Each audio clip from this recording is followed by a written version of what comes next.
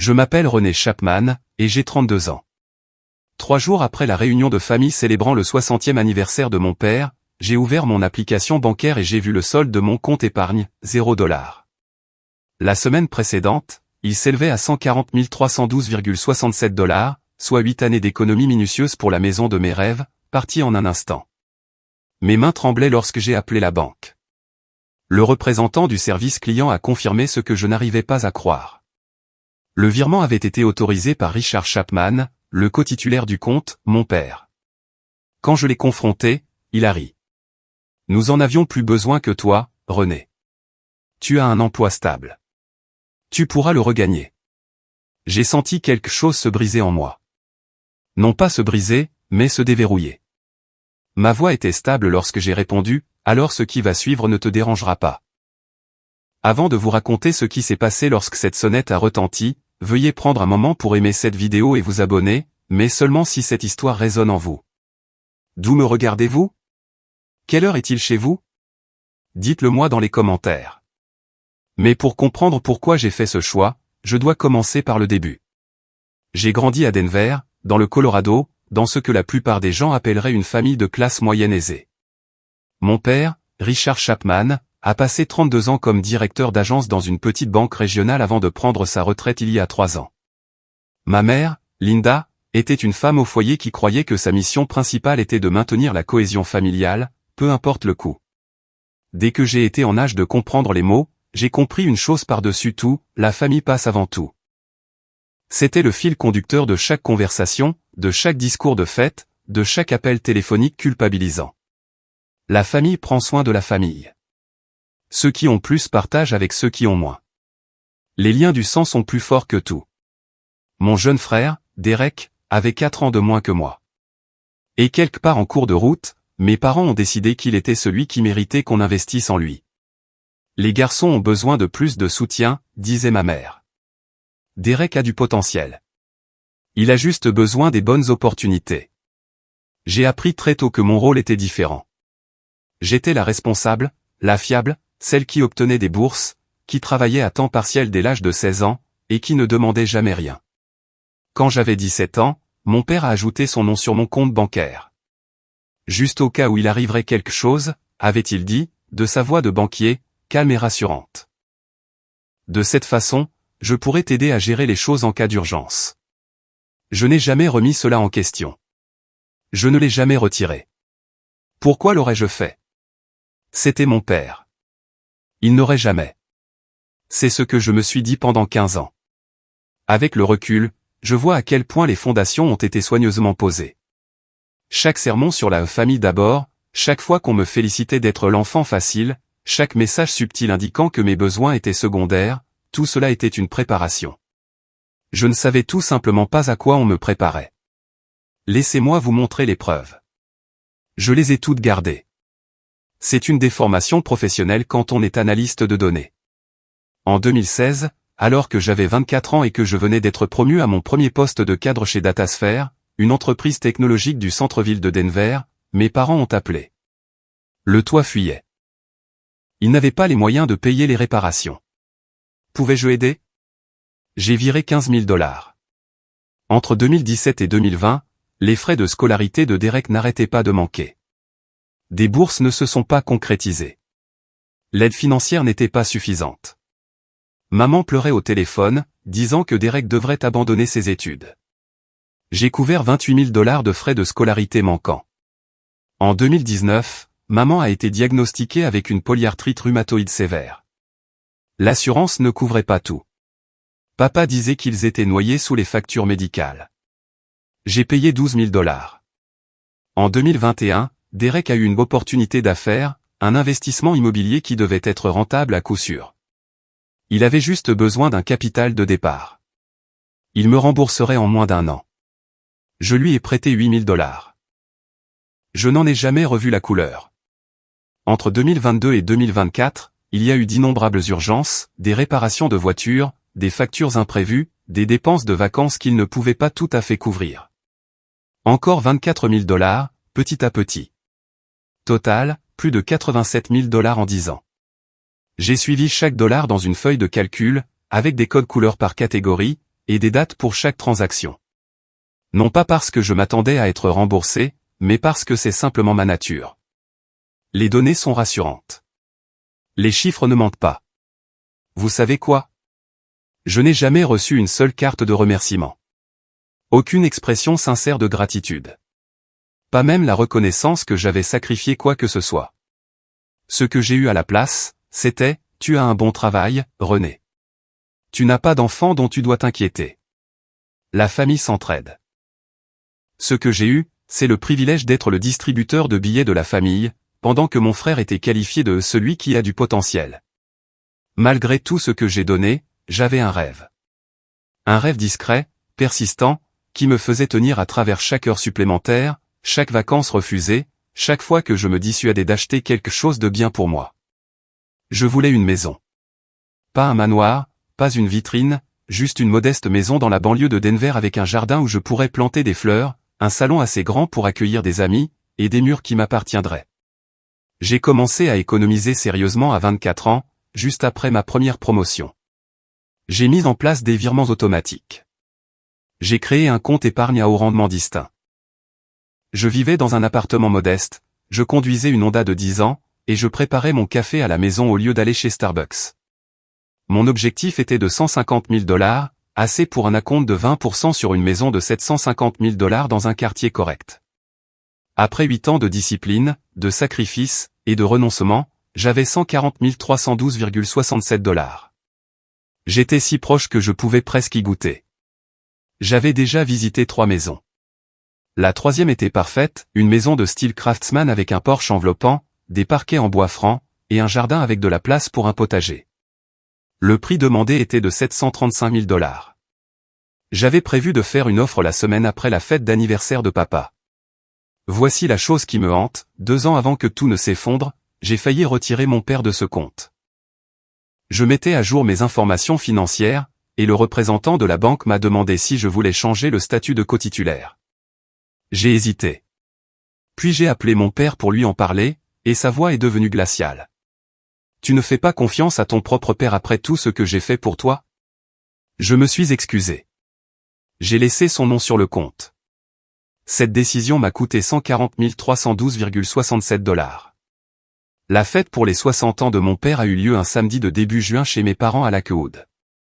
50 invités remplissaient le salon et le jardin, des tantes, des oncles, des cousins, de vieux amis de la famille, des voisins qui nous connaissaient depuis des décennies. Les décorations étaient élégantes. La nourriture venait d'un traiteur, payé, comme je l'ai appris plus tard, avec de l'argent que Derek avait emprunté quelque part. Tout le monde était bien habillé, souriant, jouant le rôle de la famille heureuse et fonctionnelle pour un public. Mon père a fait un discours sur la gratitude et l'héritage. Ma mère le regardait avec adoration. Derek se tenait à leur côté, présenté à tous comme un autre investisseur immobilier prometteur. Personne n'a mentionné que ces 3 derniers investissements avaient échoué. Personne n'a mentionné que j'en avais financé 2. J'étais assise dans un coin, sirotant un verre de vin, observant la performance. Plusieurs parents m'ont posé les questions habituelles, quand est-ce que tu te maries? Toujours en location? Pas encore de maison. J'ai souri et j'ai esquivé. Ce que j'ai remarqué, ce que je ne pouvais m'empêcher de remarquer, c'était la façon dont mon père et Derek se regroupaient constamment pour chuchoter tout au long de la fête. Ils murmuraient, me jetaient un coup d'œil, puis détournaient le regard quand je les surprenais. Quelque chose se passait. Quelque chose que je n'étais pas censé voir. Vers la fin de la fête, ma tante Hélène m'a prise à part. Elle était la sœur aînée de mon père, âgée de 65 ans, la seule membre de ma famille élargie qui ait jamais reconnu que je donnais trop. Elle m'a serré la main. René, ma chérie, tu as assez donné. Sois prudente. J'ai ri pour balayer ça. Prudente de quoi, tante Hélène? Elle n'a pas répondu. Elle m'a juste regardé avec une expression que je ne pouvais pas nommer. De la pitié, peut-être. Ou un avertissement. 3 jours plus tard, j'ai compris.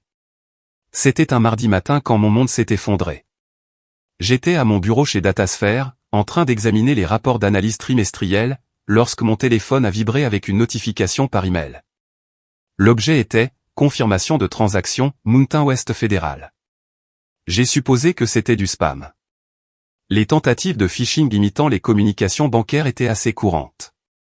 J'allais le supprimer quand quelque chose m'a fait hésiter. Le numéro de compte dans l'aperçu correspondait au mien. J'ai ouvert mon application bancaire. Compte épargne. Solde, $0. Pendant 30 secondes entières, je n'ai pas pu respirer. J'ai fixé l'écran, certaine qu'il y avait une erreur, un bug, une erreur d'affichage, quelque chose. J'ai appelé le service client de Mountain West Federal avec les mains tremblantes. Le représentant était poli, professionnel, et complètement inutile de la manière dont seules les institutions financières peuvent l'être. Madame, je peux confirmer qu'un virement de 140 312,67 $ a été traité hier depuis votre compte épargne vers un compte externe. La transaction a été autorisée par le cotitulaire du compte, Monsieur Richard Chapman. C'est mon père. Oui, madame. En tant que titulaire d'un compte joint, il a pleine autorisation pour. Je n'ai pas approuvé ce virement. Je n'étais pas au courant. Une pause. Madame, nos dossiers montrent que la transaction a été confirmée via une signature électronique. Souhaitez-vous que je vous envoie la documentation de confirmation par email? Oui, s'il vous plaît. J'ai raccroché et je suis resté assise dans mon cubicule, le regard vide. 8 ans. 8 ans de sacrifice, de discipline, et de rêve, transférés en un seul clic par l'homme qui était censé me protéger. L'email est arrivé 3 minutes plus tard. J'ai ouvert la pièce jointe et j'ai vu mon nom sur la ligne de la signature électronique. Sauf que je n'avais jamais rien signé. Mon père ne s'était pas contenté de voler mon argent. Il avait usurpé mon identité pour le faire. J'ai appelé mon père depuis le parking de mon immeuble de bureau. J'avais besoin d'intimité pour cette conversation. J'avais besoin d'entendre sa voix quand il s'expliquerait. Il a répondu à la deuxième sonnerie. René. Je m'attendais à ton appel. Aucune culpabilité, aucune hésitation, juste une reconnaissance calme, comme si nous discutions de la météo. Papa, ma voix s'est brisée. L'argent. Mes économies. Tout. Oui. Je l'ai viré. Pourquoi? Il a soupiré comme il le faisait toujours quand il pensait que j'étais difficile. Derek avait des ennuis, René. Son investissement immobilier a échoué. Il devait 120 000 $ à la banque. Ils allaient saisir. Je devais l'aider. Avec mon argent? L'argent de la famille, a-t-il corrigé. J'ai fait passer l'avenir de Derek en premier. J'ai utilisé une partie pour rembourser sa dette et le reste comme acompte sur un nouvel appartement pour lui. Un nouveau départ. C'était tout ce que j'avais. 8 ans d'économie. J'allais acheter une maison. Et tu le pourras toujours, a-t-il interrompu. Tu as un bon travail. Tu es intelligente. Tu le regagneras en un rien de temps. Derek n'a pas tes avantages. Il a besoin de soutien.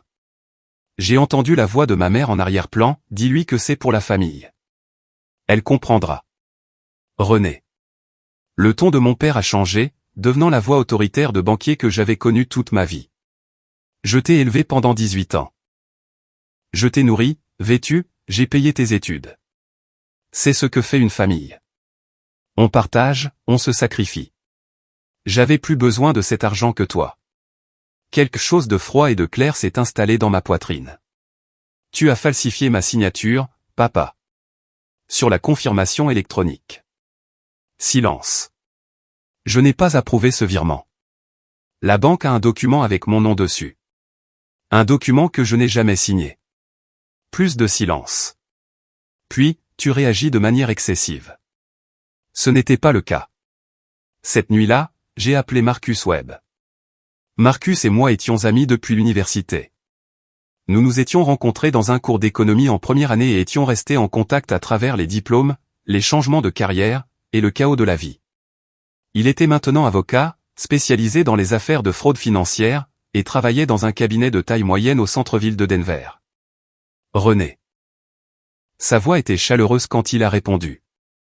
Ça fait des mois. Qu'est-ce qui se passe? Je lui ai tout raconté. Le compte, le virement, la signature falsifiée, l'appel avec mon père. Quand j'ai eu fini, il y a eu une longue pause. René, c'est grave. Genre, potentiellement au niveau d'un crime. Qu'est-ce que tu veux dire? Le fait que ton père soit cotitulaire complique les choses, mais ça ne lui donne pas le droit de falsifier ta signature sur les documents d'autorisation. S'il a créé une fausse signature électronique pour que le virement paraisse légitime, c'est de la falsification. Combiné à la nature non autorisée du virement, on pourrait envisager des accusations de fraude bancaire et d'usurpation d'identité. Mon estomac s'est noué.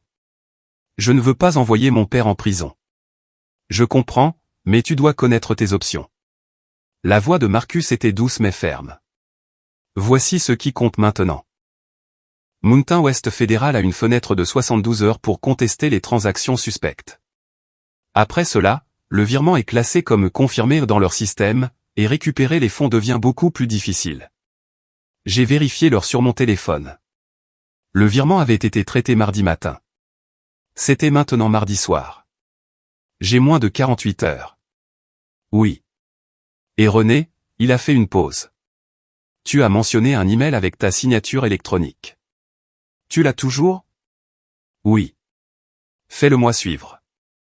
Et si tu connais quelqu'un qui fait de l'informatique légale, demande-lui d'examiner les métadonnées.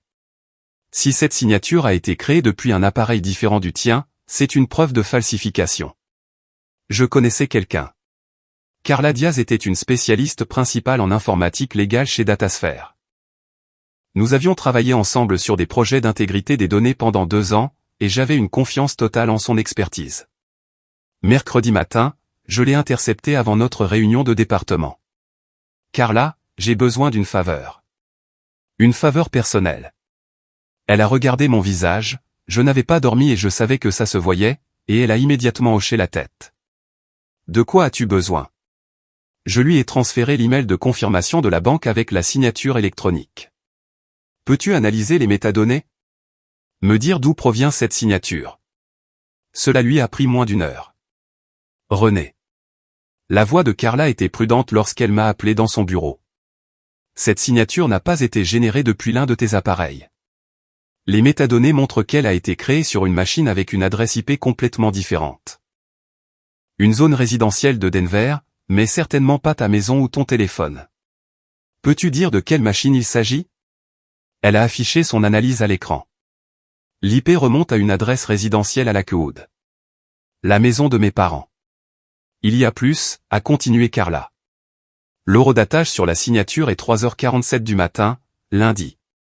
Étais-tu réveillé à 3h47 lundi matin? Non. Alors quelqu'un a accédé à ton portail bancaire et a créé la signature pendant que tu dormais. René. Elle s'est tournée pour me faire face directement. C'est de l'usurpation d'identité. Un cas d'école. Quiconque a fait ça a falsifié ton identité numérique pour autoriser une transaction que tu n'as jamais approuvée. Je suis resté assise dans son bureau, tenant le rapport d'expertise imprimé, sentant son poids dans mes mains. Ce n'était plus seulement de la trahison. C'était criminel. Je vais avoir besoin que ce soit documenté officiellement, ai-je dit. Peux-tu rédiger un rapport formel? Carla a hoché la tête. Je te le donnerai d'ici la fin de la journée. Et René. Je suis désolé. Je suis vraiment désolé que cela t'arrive. Il me restait 40 heures. Ce mercredi soir-là, j'étais seul dans mon appartement, entouré des preuves de ma propre exploitation. Sur l'écran de mon ordinateur portable, la feuille de calcul documentant les 87 000 $ que j'avais donnés à ma famille en 10 ans. Sur ma table basse, le rapport d'expertise de Carla prouvant la falsification de la signature. Sur mon téléphone, 17 appels manqués de ma mère. Je l'ai rappelé. René, Dieu merci. La voix de maman était haletante, suppliante. Ton père m'a dit que tu es en colère. Ma chérie, tu dois comprendre. Maman, j'ai besoin que papa rende l'argent dans les 24 heures. Silence. La totalité. 140 312,67 $. De retour sur mon compte d'ici demain soir. Sinon, je dépose une plainte à la police pour usurpation d'identité et fraude bancaire. René. La voix de ma mère s'est brisée en un sanglot. Tu ne peux pas faire ça à ton propre père. Nous t'avons élevé. Nous avons tout sacrifié pour toi. Comment peux-tu être si ingrate? Il a falsifié ma signature, maman. Il a usurpé mon identité. Ce n'est pas un désaccord familial. C'est un crime. Ce n'est pas du vol si c'est la famille. Cet argent. Tu allais le gaspiller dans une maison alors que ton frère en avait plus besoin. Ton père a pris une décision. Il a fait un choix. Maintenant, je fais le mien. René, s'il te plaît. Elle pleurait maintenant, les larmes manipulatrices auxquelles j'avais succombé 100 fois auparavant. Pense à ce que tu fais. Tu vas détruire cette famille. Ton père pourrait aller en prison. C'est ça que tu veux? Nous ruiner? J'ai pensé à l'avertissement de tante Hélène. J'ai pensé à 8 ans de sacrifice. J'ai pensé à chaque fois qu'on m'avait dit que mes besoins n'avaient pas d'importance. Je ne détruis rien, maman. Je me protège. Pour la première fois de ma vie, je me choisis. J'ai raccroché. 24 heures se sont écoulées. Aucun argent n'a été rendu. J'ai ouvert mon ordinateur portable et j'ai commencé à rédiger une plainte. Jeudi matin, 9h15. Unité des crimes financiers du département de police de Denver. J'étais assise en face de la détective Sarah Mitchell, une femme dans la quarantaine avec des yeux perçants et une attitude pragmatique. Sur le bureau entre nous, le rapport d'expertise de Carla, mes relevés bancaires, la feuille de calcul des 10 ans de soutien familial, et une impression de l'email de confirmation frauduleux. La détective Mitchell a examiné chaque document attentivement, posant des questions occasionnelles. Quand elle a eu fini, elle a levé les yeux vers moi. Mademoiselle Chapman, d'après ce que vous avez présenté, cela semble correspondre aux critères d'usurpation d'identité selon le statut révisé du Colorado 18-5-902, et potentiellement de fraude bancaire selon le statut fédéral 18 USC 1344. La signature électronique falsifiée est particulièrement accablante. Que se passe-t-il maintenant? Nous ouvrons une enquête. Je vais me coordonner avec le service de lutte contre la fraude de Mountain West fédéral. Ils voudront voir cette analyse forensique. Si leur enquête interne confirme ce que vous m'avez montré, nous aurons des motifs pour engager des poursuites. Elle m'a tendu un formulaire. Ceci est votre rapport officiel d'usurpation d'identité. Le numéro de dossier est 2024 DN 78432. Vous en aurez besoin pour la procédure de contestation de la banque. J'ai signé là où c'était indiqué, ma main était stable. Mademoiselle Chapman. La voix de la détective Mitchell s'est légèrement adoucie. Je vois beaucoup de crimes financiers. Les cas familiaux sont toujours les plus difficiles. Êtes-vous préparé à ce que cela pourrait signifier? Mon père a fait son choix. Maintenant, il en affrontera les conséquences. Elle a hoché la tête. Nous resterons en contact. J'étais presque à la porte quand elle m'a rappelé. Encore une chose. Quand nous avons passé votre nom dans le système, quelque chose a été signalé. Il y a un prêt personnel de 25 000 $ ouvert à votre nom il y a 6 mois. En étiez-vous consciente? Je me suis figé. Non. Je n'ai jamais demandé de prêt. La détective Mitchell a pris une note. Alors nous pourrions être face à plusieurs chefs d'accusation d'usurpation d'identité. L'assaut familial a commencé quelques heures après le dépôt de la plainte. Mon téléphone a explosé de messages. Des messages vocaux de ma mère, chacun plus hystérique que le précédent. Comment as-tu pu nous faire ça? Des SMS de Derek, tu es morte pour moi. J'espère que tu le sais. Des appels de parents à qui je n'avais pas parlé depuis des années, soudainement très intéressés à me dire quelle fille terrible j'étais. Vendredi matin, mon père a appelé. Sa voix était glaciale. J'ai entendu ce que tu as fait, René. Allez voir la police pour ton propre père. Tu as volé mon argent et usurpé mon identité. À quoi t'attendais-tu? Je m'attendais à ce que tu sois loyal. Je m'attendais à ce que tu te souviennes de qui t'a élevé, qui t'a nourri, qui t'a tout donné. Tu m'as donné de la culpabilité et des attentes, papa. Tout le reste, je l'ai gagné moi-même. Tu crois que la police va te croire plutôt que moi? J'ai été directeur de banque pendant 32 ans. J'ai des relations, des amis, une réputation. Tu n'es que. Je ne suis que la fille avec la preuve forensique que tu as commis une usurpation d'identité depuis ta propre adresse IP à 3h47 du matin. Silence. Je te donne une dernière chance, a-t-il finalement dit. Laisse tomber. Dis à la police que tu as fait une erreur. On peut encore arranger ça en famille. La seule chose qui avait besoin d'être arrangée, c'était mes limites. Considère-les comme fixées. J'ai raccroché. Une heure plus tard, ma cousine Rachel m'a envoyé un SMS, « J'ai entendu ce que tu as fait à oncle Richard. C'est froid, René. C'est la famille. » Puis tante Patricia, « Ta mère est dévastée. J'espère que tu es heureuse. » Puis oncle Thomas de Californie, « Qu'est-ce que j'entends à propos de la police? Appelle-moi. » Un seul message s'est démarqué, celui de tante Hélène. « Je te soutiens. Reste forte. » Celui-là, je l'ai gardé. Samedi, exactement une semaine après la fête d'anniversaire de mon père, j'ai vu la publication Facebook. Derek avait créé une page d'événements. L'image d'en-tête montrait un appartement étincelant avec des baies vitrées et une vue sur le centre-ville de Denver. La légende disait, « Pendaison de crémaillère. Venez célébrer mon nouveau chez moi à Highlands. » Samedi 15 juin, 18 h. J'ai hâte de vous montrer à tous ce que le travail acharné et l'investissement intelligent peuvent accomplir. Travail acharné. Investissement intelligent. Mon estomac s'est noué en parcourant la liste des invités. 45 personnes avaient répondu présentes, des collègues de Derek, des amis de l'université, des membres de la famille, des voisins. Mes parents étaient listés comme co-organisateurs. L'adresse de l'appartement était visible, un complexe branché dans le quartier de Highlands, l'un des plus prisés de Denver. J'ai cherché l'annonce. 2 chambres, finition moderne, plan ouvert. Valeur estimée, 400 000 $. L'acompte seul aurait dû être d'au moins 80 000 $. J'ai fait le calcul. Mon père avait viré 140 312,67 $ de mon compte.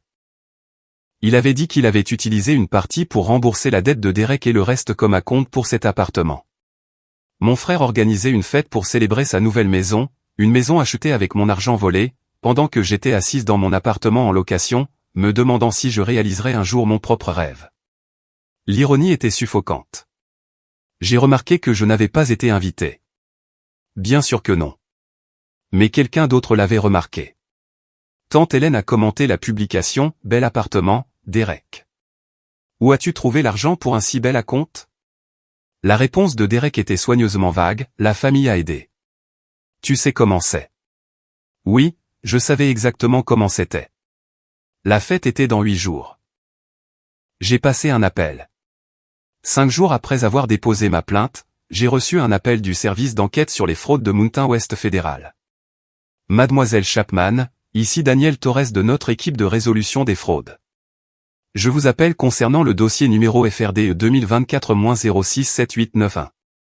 Je me suis redressé sur ma chaise de bureau, le cœur battant. Oui. Nous avons terminé notre enquête préliminaire sur la transaction contestée sur votre compte. Je souhaite vous informer de nos conclusions. Je vous écoute.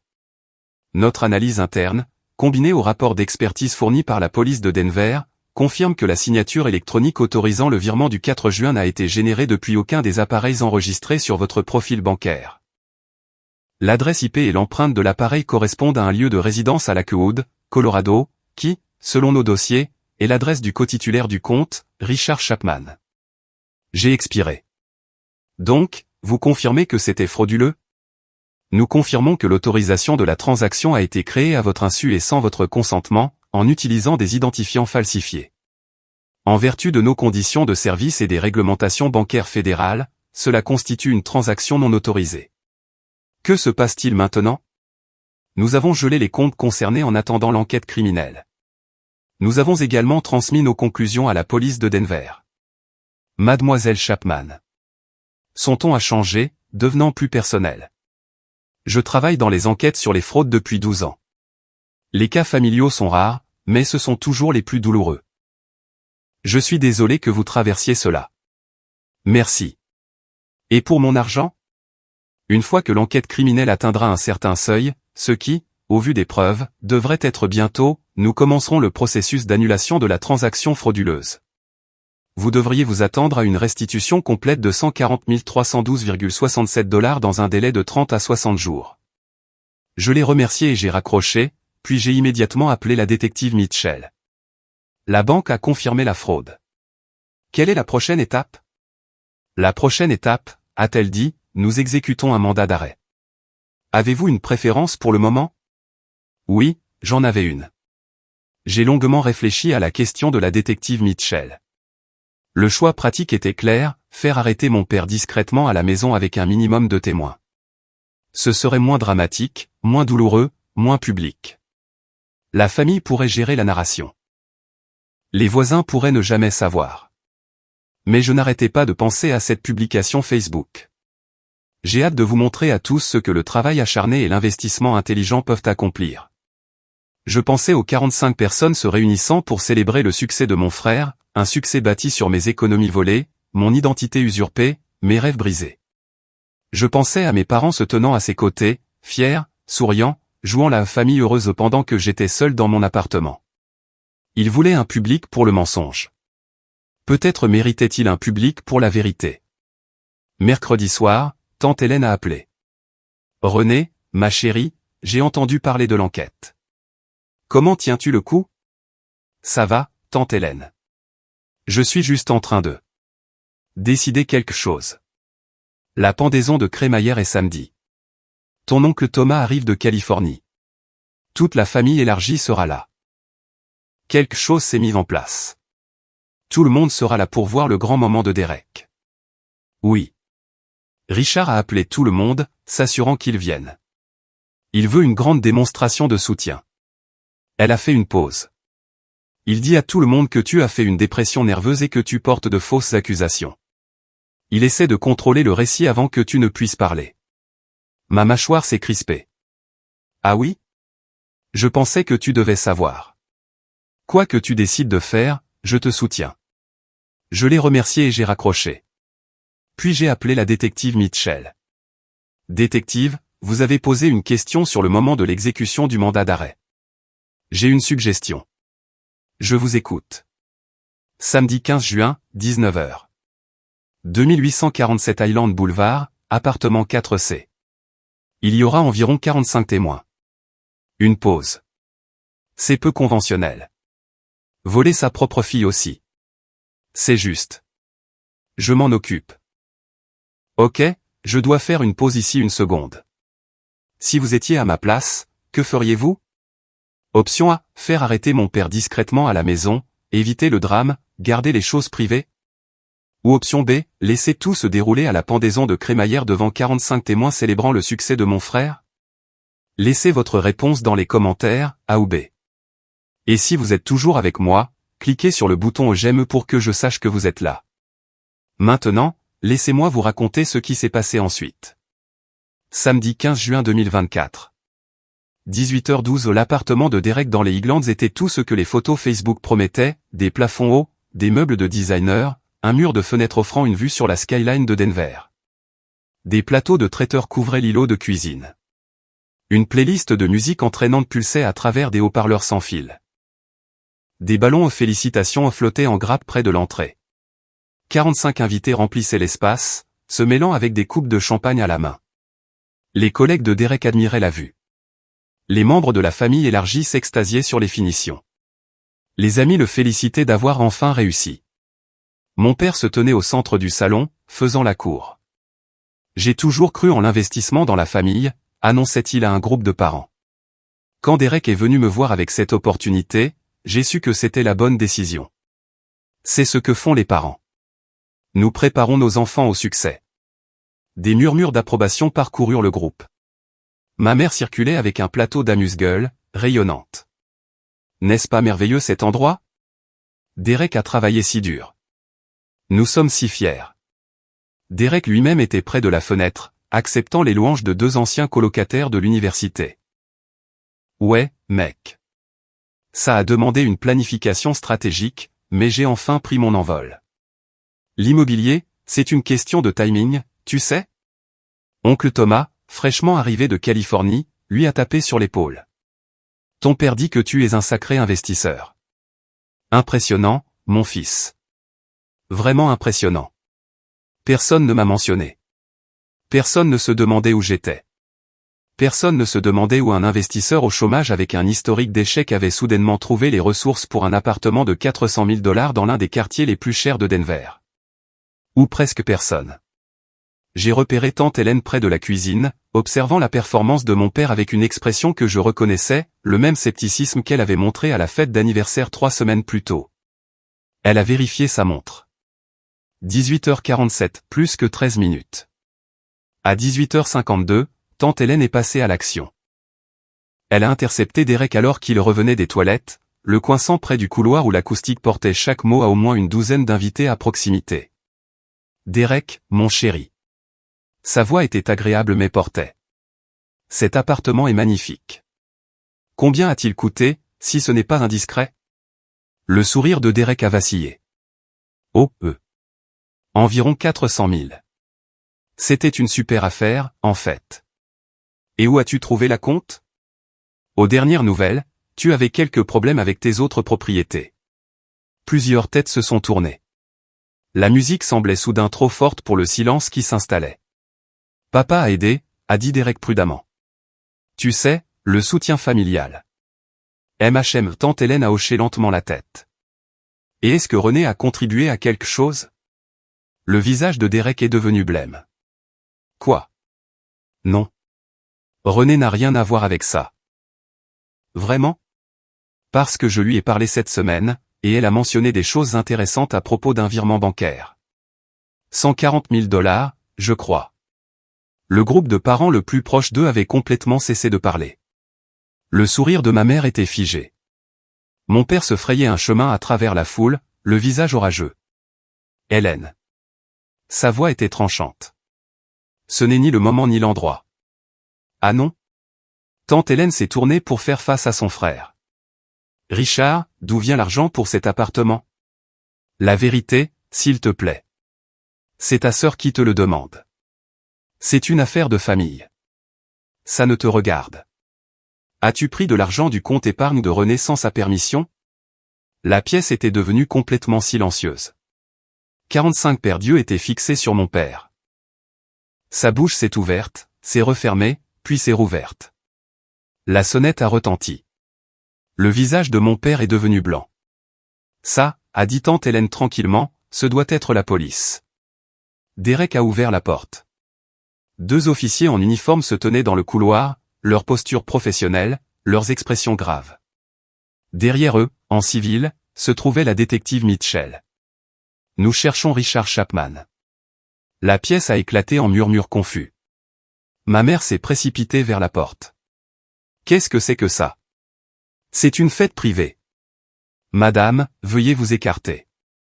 La détective Mitchell a montré son badge. Monsieur Richard Chapman, vous êtes en état d'arrestation pour fraude bancaire, usurpation d'identité et falsification en vertu des lois du Colorado et des lois fédérales. Vous avez le droit de garder le silence. Tout ce que vous direz pourra être et sera retenu contre vous devant un tribunal. C'est ridicule. La voix de mon père s'est brisée. C'est ma famille. Ma fille est mentalement instable. Elle invente des histoires. Monsieur, nous avons des preuves forensiques confirmant qu'une signature électronique a été falsifiée depuis l'ordinateur de votre domicile à 3h47 du matin le 3 juin, autorisant un virement de 140 312,67 $ du compte de votre fille.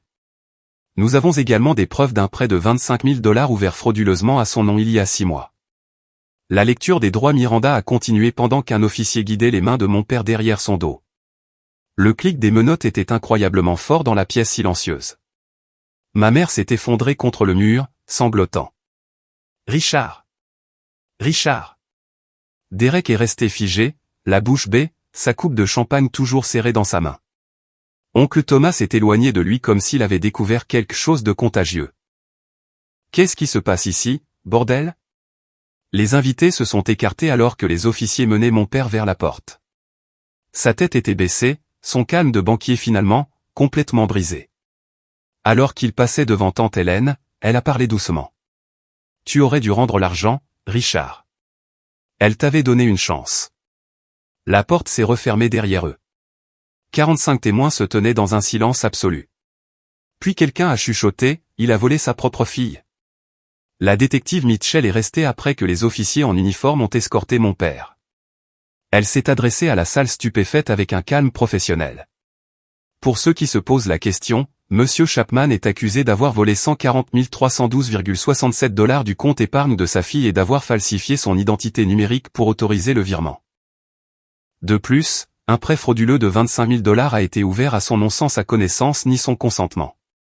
La compte pour cet appartement, a-t-elle indiqué en désignant la pièce, provenait de ses fonds volés. Oncle Thomas s'est tourné vers Derek, le visage rouge de colère. C'est vrai? Cet appartement a été acheté avec l'argent de René? Je ne, a bégayé Derek.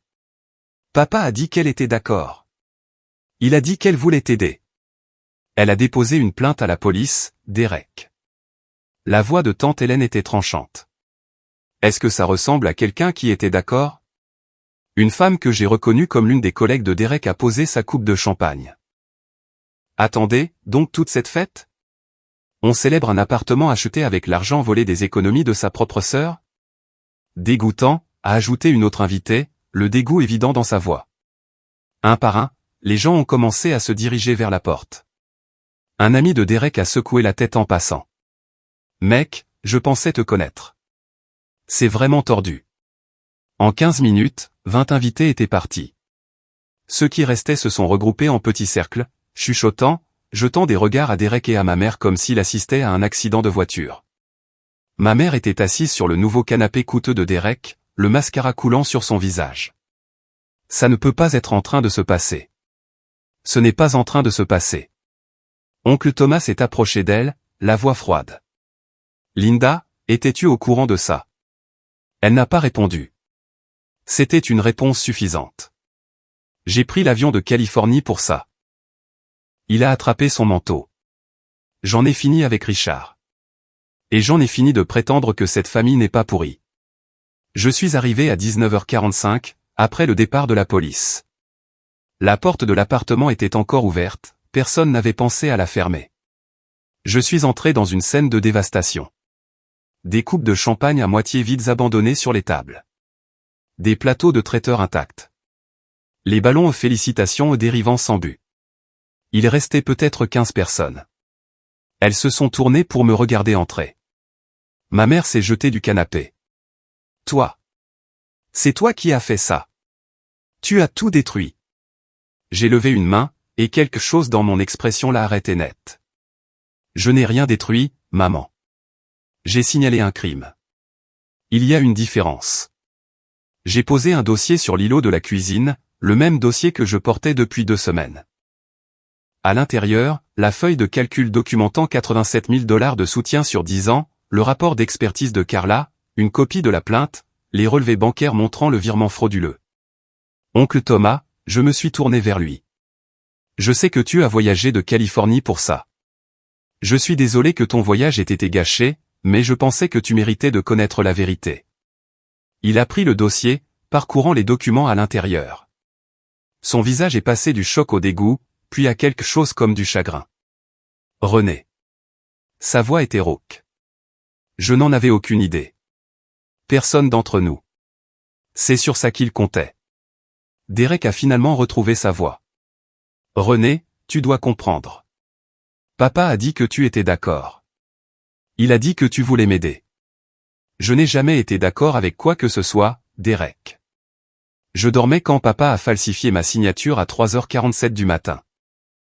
J'ai découvert le virement 3 jours plus tard quand mon compte affichait $0. J'ai croisé son regard. Tu savais d'où venait cet argent. Tu le savais, et tu as quand même organisé une fête. Il n'avait rien à répondre à cela. Aucun d'entre eux. Les derniers invités se sont dispersés au cours de l'heure suivante. Le collègue de Derek, Marcus, un autre Marcus que mon ami avocat, s'est arrêté à la porte. Derek, je te connais depuis 3 ans. Je me suis porté garant pour toi au travail. J'ai dit aux gens que tu étais un type bien. Il a secoué la tête. Ne m'appelle plus. 2 des amis d'université de Derek sont partis sans dire au revoir. L'un a marmonné incroyable en passant. Une voisine de la rue de mes parents, Madame Patterson, s'est approchée de ma mère en sortant. Linda, je connais votre famille depuis 20 ans. Je n'aurais jamais cru. Elle s'est interrompue, incapable de finir, et s'est éloignée précipitamment. À 21h, il ne restait plus que la famille, ma mère, Derek, tante Hélène, oncle Thomas, et moi. L'appartement qui avait brillé de promesses 2 heures plus tôt semblait maintenant froid et vide.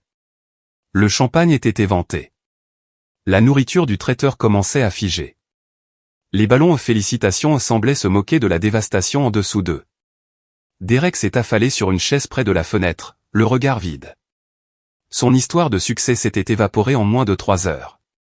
Ma mère était assise, rigide, sur le canapé, le visage strié de larmes et silencieuse, privée du public de soutien sur lequel elle comptait pour maintenir son déni. Oncle Thomas s'est approché de tante Hélène. « Tu étais au courant, n'est-ce pas? Avant ce soir? » Je m'en doutais. La voix de tante Hélène était lasse. J'ai essayé d'avertir René il y a des années. Personne ne voulait écouter. Moi, j'ai écouté, ai-je dit. Finalement, oncle Thomas s'est tourné vers moi. Ses yeux étaient rouges. René, je te dois des excuses. Quand ton père m'a appelé pour m'inviter à cette fête, il m'a dit que tu portais de fausses accusations. Il a dit que tu avais des problèmes de santé mentale. Je l'ai cru. La plupart des gens l'ont cru. Il est très convaincant. Plus maintenant. La mâchoire d'oncle Thomas s'est crispée. Il est mort pour moi. Je me suis tenu au centre de l'appartement de Derek, entouré des débris de sa célébration, et j'ai prononcé les mots que j'aurais dû dire il y a des années. Derek. Mon frère a levé les yeux, le regard vide. Je veux que tu comprennes quelque chose. Je n'ai pas fait ça pour te faire du mal. Alors pourquoi? Parce que vous m'avez fait du mal. Toi et papa. Vous avez pris les économies de ma vie, de l'argent que j'ai mis 8 ans à gagner, et vous l'avez utilisé pour acheter cet appartement. Puis vous avez organisé une fête pour célébrer. Tu as posté sur Facebook à propos de travail acharné et des investissements intelligents. Ma voix s'est brisée, mais j'ai continué. Ce n'était pas du travail acharné. C'était du vol. Papa a dit que tu comprendrais. Papa a menti. À toi, à moi, à tout le monde. Et tu as choisi de le croire parce que c'était pratique. Je me suis tourné vers ma mère, qui n'avait pas bougé du canapé. Maman, je ne vais pas m'excuser pour ce qui s'est passé ce soir. Papa a enfreint la loi. Il a usurpé mon identité. Il a volé mon avenir. Ce sont des faits, pas des accusations. C'est ton père. C'est un criminel qui se trouve être mon père. Les deux peuvent être vrais en même temps. J'ai pris mon dossier sur le comptoir. Je pars maintenant. Je ne contacterai aucun d'entre vous dans un avenir proche. Quand l'affaire de papa passera au tribunal, je ferai ce que les procureurs demanderont. Au-delà de ça, je n'ai plus rien à dire. Derek s'est levé. René, attends. Nous sommes une famille. La famille ne se vole pas, Derek. La famille ne falsifie pas de signature à 3 heures du matin. La famille n'organise pas de fête avec de l'argent volé. J'ai croisé son regard. Quand tu seras prêt à reconnaître ce que tu as fait, vraiment le reconnaître, pas seulement trouver des excuses, tu pourras me contacter. Jusque-là, c'est un adieu. Je suis sorti sans me retourner. Tante Hélène m'a suivi. Hey, petite pause ici. Si vous avez déjà dû fixer une limite avec votre famille, vous savez à quel point cette marche vers la porte est difficile. Comme si vos jambes étaient en plomb. Comme si chaque pas était une trahison de tout ce qu'on vous a appris. Si cela résonne en vous, laissez un commentaire pour m'en parler. Je les lis tous. Et si vous voulez savoir ce qui s'est passé ensuite, avec l'affaire judiciaire, avec ma famille, avec la maison de mes rêves, continuez à regarder. On est presque à la fin. 3 semaines après la pendaison de Crémaillère, l'affaire de mon père a été présentée au procureur de district. Marcus m'a tenu informé tout au long du processus. Il l'accuse de 3 chefs d'accusation, fraude bancaire selon l'article 18 USC 1344, usurpation d'identité selon l'article 18 USC 1028, et falsification en vertu de la loi de l'État du Colorado. Les accusations fédérales seules pourraient signifier jusqu'à 30 ans. Mon estomac s'est noué. 30 ans? C'est le maximum. Compte tenu de son âge, de son casier judiciaire vierge, et du contexte familial, le procureur propose un accord de plaidé coupable, 18 mois de probation, 200 heures de travaux d'intérêt général, et la restitution complète des fonds volés. Et le prêt de 25 000 $? C'est une enquête distincte, mais la banque l'a déjà signalé comme frauduleux. Il sera retiré de ton rapport de crédit d'ici 60 jours. Fin juillet, mon père a accepté l'accord de plaidé coupable. Je n'étais pas présente à l'audience, on m'avait conseillé que ma présence pourrait compliquer les choses, mais Marcus m'a envoyé un SMS après, c'est fait. Il a plaidé coupable. L'ordonnance de restitution est signée. Une semaine plus tard, 140 312,67 $ sont apparus sur mon nouveau compte bancaire. Le compte était à mon nom seul. Pas de cotitulaire, pas d'exception. L'argent semblait différent maintenant, plus lourd. Je l'avais gagné 2 fois, une fois par des années de travail, et une autre fois par le combat le plus difficile de ma vie. Mais les chiffres étaient réels. Le solde était rétabli. La fraude avait été documentée, poursuivie, et résolue par les voies légales appropriées. J'ai appelé Mountain West Fédéral pour fermer définitivement mon ancien compte. Êtes-vous sûr, mademoiselle Chapman, a demandé le représentant.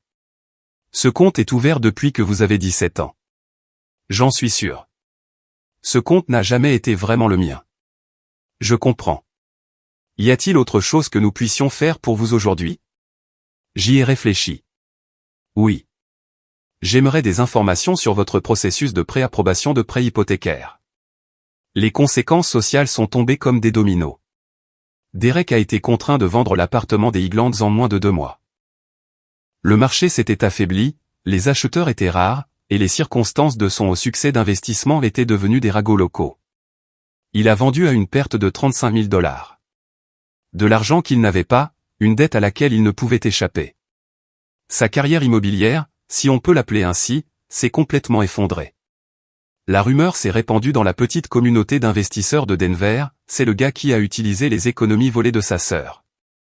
Les portes se sont fermées. Les appels téléphoniques sont restés sans réponse. Ma mère s'est retirée dans l'isolement. Ses amis de l'église, son club de lecture, son groupe de café du quartier, tout avait vu les nouvelles, entendu les chuchotements, reconstitué les pièces du puzzle. Elle a cessé d'assister au service du dimanche, d'organiser des réceptions, d'ouvrir la porte. Oncle Thomas a tenu parole. Il a coupé tout contact avec mon père, le supprimant de toutes les plateformes, refusant chaque appel. Quand ma mère a essayé de le contacter, il a envoyé un seul SMS, « Tu savais, Linda. Tu savais et tu n'as rien fait. Je n'ai rien à te dire. » La famille élargie s'est fracturée selon des lignes prévisibles. 12 parents, tantes, oncles, cousins, se sont formellement distanciés de mes parents. Quelques-uns m'ont envoyé des messages de soutien privé. D'autres se sont simplement tus. Tante Hélène m'a raconté une confrontation lors de funérailles familiales 2 mois plus tard. Ton père a essayé de venir. Ton oncle Thomas lui a bloqué le passage à la porte, lui disant qu'il n'était pas le bienvenu. C'était la première fois que je voyais Richard pleurer. Je n'ai rien ressenti quand elle m'a raconté ça. Ni satisfaction, ni justification. Juste une reconnaissance creuse que les actions ont des conséquences, et que certaines conséquences ne peuvent être effacées. Est-ce que ça te semble suffisant, a demandé tante Hélène. Ça me semble être la réalité, ai-je dit. C'est tout ce que j'ai toujours voulu. Dans les semaines qui ont suivi l'arrestation, quelque chose d'inattendu s'est produit. J'ai commencé à recevoir des messages d'inconnus. Carla avait partagé mon histoire, anonymisée bien sûr, dans un groupe de soutien en ligne pour les victimes d'usurpation d'identité. La réponse a été écrasante. Ça m'est arrivé aussi. Ma mère a ouvert 6 cartes de crédit à mon nom. Lire ton histoire m'a donné le courage de le signaler. Je rembourse les prêts de mon frère depuis 12 ans. Je pensais être la seule assez stupide pour tomber dans le panneau. Merci de me montrer que je ne suis pas seul. Mon père m'a dit la famille ne tient pas les comptes quand il m'a demandé de co-signer son hypothèque. Maintenant, j'ai 80 000 $ de dette et il ne répond plus à mes appels. Comment as-tu trouvé la force de te battre? J'ai répondu à chaque message. Certaines personnes avaient besoin de ressources, des recommandations d'avocats, des procédures de signalement de fraude, des étapes pour réparer leur crédit. D'autres avaient juste besoin de savoir que quelqu'un comprenait. Chez Datasphere, la nouvelle s'était répandue parmi mes collègues. Des gens à qui j'avais à peine parlé se sont arrêtés à mon bureau avec des mots d'encouragement. Ma responsable, Janet, m'a appelé dans son bureau un après-midi. René, j'ai entendu ce qui s'est passé avec ta famille. Je veux que tu saches. Ce que tu as fait a demandé un courage incroyable. La plupart des gens auraient simplement laissé tomber, pour préserver la paix. Tu ne l'as pas fait. Je ne pouvais pas, ai-je dit. Pas cette fois. Eh bien, je t'admire pour ça. Et si jamais tu as besoin de prendre des jours de congé, pour des comparutions au tribunal, pour une thérapie, pour quoi que ce soit, ils sont à toi. Sans poser de questions. Tante Hélène est devenue ma compagne de dîner hebdomadaire. Chaque dimanche, elle venait avec une bouteille de vin et une oreille attentive.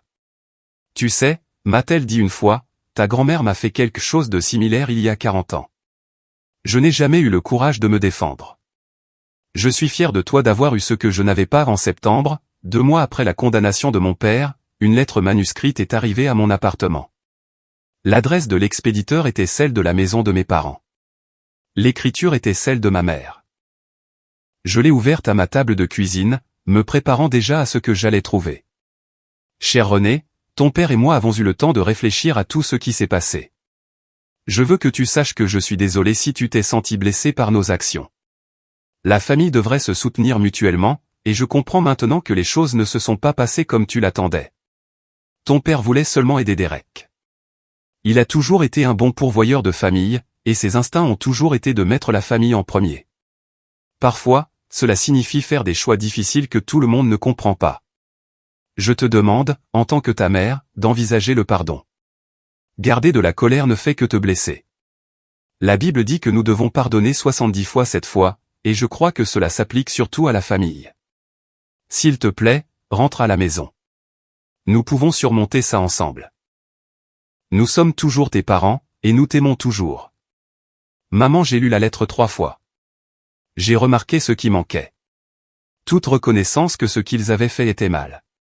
Toute acceptation de responsabilité. Toute reconnaissance que aider Derek avait signifié voler les économies de ma vie et usurper mon identité. Je suis désolé si tu t'es senti blessé, ce n'est pas une excuse. C'est une déviation. J'ai répondu le lendemain, maman, merci d'avoir pris contact. Cependant, je ne peux pas retourner dans une relation où mes limites ne sont pas respectées et où le mal qu'on m'a fait n'est pas reconnu. Papa n'a pas seulement fait des choix difficiles. Il a commis des crimes. Des crimes pour lesquels il a plaidé coupable devant un tribunal. Quand tu seras prête à le reconnaître clairement, sans détour, je serai disposé à parler. D'ici là, s'il te plaît, respecte mon besoin d'espace. René, je n'ai pas eu de réponse. En octobre, Derek a pris contact. Son email était plus court que la lettre de ma mère, et à première vue, semblait plus sincère. René, je sais que j'ai merdé. Je veux arranger les choses. On peut se voir pour un café? S'il te plaît, écoute-moi juste. Contre mon meilleur jugement, j'ai accepté. J'ai choisi un café animé en centre-ville, public, neutre, avec beaucoup de témoins au cas où les choses tourneraient mal. Derek avait l'air diminué quand il est arrivé. Le personnage confiant d'investisseur immobilier avait disparu, remplacé par quelque chose de plus petit, de plus gris. Il avait perdu du poids. Ses vêtements semblaient froissés. Merci d'être venu. Il s'est assis en face de moi, les mains enroulées autour d'une tasse qu'il ne buvait pas. Je sais que je ne le mérite pas, tu as raison. Tu ne le mérites pas, je veux m'excuser. Vraiment m'excuser. Ce que papa a fait. Ce que nous avons fait. Était mal. J'aurais dû me demander d'où venait cet argent. J'aurais dû. Tu t'es posé la question, Derek. Et puis tu as décidé que la réponse n'avait pas d'importance parce que tu obtenais ce que tu voulais. Il a tressailli. C'est juste. Je ne suis pas venu ici pour de la justice.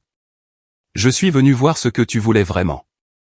Une longue pause, puis doucement, l'approbation de papa lui rend les choses difficiles. Il ne peut pas voyager pour le travail, ne peut pas Derek. Et si tu pouvais peut-être parler au procureur, leur demander de réduire. Arrête. Il s'est arrêté. Tu n'es pas venu ici pour t'excuser. Tu es venu ici pour me demander d'aider papa à nouveau. Après tout ça. René, c'est notre père. Je me suis levé. Il a cessé d'être mon père quand il a falsifié ma signature à 3h47 du matin. J'ai pris mon sac. Au revoir, Derek. Ne me contacte plus à moins que tu ne sois prêt à avoir une vraie conversation. Une qui ne porte pas sur ce que tu attends de moi. J'ai laissé mon café intact sur la table. Novembre a apporté le premier vrai froid de la saison, et mon premier Thanksgiving sans ma famille. Tante Hélène m'a invité chez elle, une charmante maison de style craftsman dans le quartier de Berkeley. Quand je suis arrivé, la table était mise pour deux. Simple, élégante, avec des bougies vacillant dans la lumière déclinante de l'après-midi. J'espère que tu aimes la dinde, a-t-elle dit, me serrant dans ses bras. J'en ai fait trop, comme toujours. Pendant le dîner, nous avons parlé de tout sauf de mes parents, de son jardin, de mon travail, du club de lecture qu'elle venait de rejoindre, des choses normales, des choses paisibles. Ce n'est qu'au dessert qu'elle a abordé le sujet. Tu sais, René, j'avais ton âge quand quelque chose de similaire m'est arrivé. J'ai levé les yeux de ma tarte. Tu en as parlé une fois. Avec ta mère. Tante Hélène a hoché lentement la tête. Ma mère, ta grand-mère, a ouvert une carte de crédit à mon nom quand j'avais 23 ans. Elle l'a utilisée jusqu'au maximum. Je ne l'ai découvert que lorsque j'ai essayé d'acheter ma première voiture et que ma demande a été refusée pour mauvais crédit. Que as-tu fait? Rien. Sa voix était lourde d'un vieux regret. J'avais trop peur. J'ai passé 8 ans à rembourser une dette qui n'était pas la mienne, et je n'ai jamais dit un mot à ce sujet. Ce n'est pas de ta faute. Non. Mais c'est ma leçon. Elle a tendu la main par-dessus la table et a serré la mienne. Ce que tu as fait, René? Te lever, porter plainte, exiger des comptes? C'est ce que j'aurais dû faire il y a 40 ans. Je n'ai pas eu le courage. Toi, si. J'ai senti les larmes monter. Parfois, je me demande si j'ai bien fait. Tu as bien fait. Sa voix était ferme. Se protéger, ce n'est pas trahir. C'est survivre. Et la famille? La vraie famille, ce sont les gens qui vous aiment assez pour vouloir que vous surviviez. J'ai serré sa main en retour. Merci d'être une vraie famille, tante Hélène. 6 mois après l'arrestation de mon père, j'ai signé les papiers de ma nouvelle maison. Ce n'était pas la maison de style craftsman dont j'avais rêvé à l'origine, celle-là avait été vendue des mois plus tôt pendant que je me battais pour mes économies volées. Mais la maison que j'ai trouvée était mieux, une charmante maison à niveau à Littleton avec un porche enveloppant, une cuisine rénovée, et un jardin assez grand pour le potager que j'avais toujours voulu. Prix d'achat, 735 000 $. À compte, 147 000 $, mes économies récupérées plus 6 mois de contributions supplémentaires. La clôture a eu lieu un jeudi après-midi en décembre. J'étais assise à une table de conférence entourée d'avocats, d'agents immobiliers, et de courtiers hypothécaires, signant document après document, regardant la pile de papier grandir. Quand ce fut terminé, quand la dernière signature fut apposée et que les clés me furent remises, je suis resté dans ma voiture devant le bureau du notaire et j'ai pleuré. Pas de tristesse. De soulagement. 8 ans d'économie, une trahison dévastatrice, une bataille juridique, une famille brisée. Et à la fin de tout cela, une maison. Ma maison. À mon nom seul. Je me suis rendu à la propriété ce soir-là. Le camion de déménagement n'arriverait que le week-end, donc la maison était vide, résonnant de possibilités au lieu de meubles. J'ai parcouru chaque pièce, passant mes doigts sur les murs, mémorisant les espaces qui étaient enfin, entièrement à moi. Le jardin était brun par la dormance hivernale, mais je pouvais déjà voir où iraient les parterres de fleurs, où je planterais des tomates au printemps, où j'installerais une petite table pour le café du matin. La sonnette a retenti. Tante Hélène se tenait sur le porche, tenant un pot de rosier rouge. Cadeau de pendaison de crémaillère, a-t-elle dit, les yeux brillants de larmes. Pour ton jardin. Je l'ai serré dans mes bras si fort que nous ne pouvions plus respirer. Bienvenue chez toi, ma chérie, a-t-elle murmuré. J'étais chez moi. J'écris ceci depuis le porche de ma nouvelle maison, 6 mois après avoir emménagé. Le jardin est florissant. Les rosiers de tante Hélène ont fleuri en mai, d'un rouge profond se détachant sur le vert de la pelouse. Les tomates que j'ai plantées produisent plus que je ne peux en manger, alors j'ai commencé à en apporter à mes voisins. J'ai fait la paix avec la forme de ma famille maintenant. Elle est plus petite qu'avant, mais elle est honnête. Mon père a terminé ses travaux d'intérêt général. Il est toujours en probation. D'après ce que me dit tante Hélène, il a considérablement vieilli depuis l'arrestation. Ma mère a cessé de prendre contact. Derek a envoyé un autre email, que j'ai supprimé sans le lire. Je ne suis plus en colère contre eux. La colère demande de l'énergie, et j'ai choisi de dépenser mon énergie pour des choses qui comptent, mon travail, ma maison, mes relations avec les gens qui me valorisent. Mais je n'attends pas non plus qu'ils changent. J'avais l'habitude de croire qu'aimer sa famille signifiait tout sacrifier, mes économies, mes rêves, mes limites. Je pensais que dire non revenait à dire je ne t'aime pas. J'avais tort. Le véritable amour ne demande pas l'autodestruction. La vraie famille n'exploite pas votre loyauté. Et fixer des limites, ce n'est pas de la trahison, c'est le fondement de toute relation saine.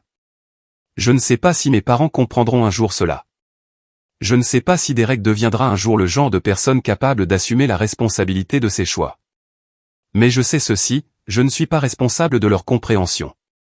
Je suis seulement responsable de ma propre intégrité, de ma propre guérison, de ma propre vie.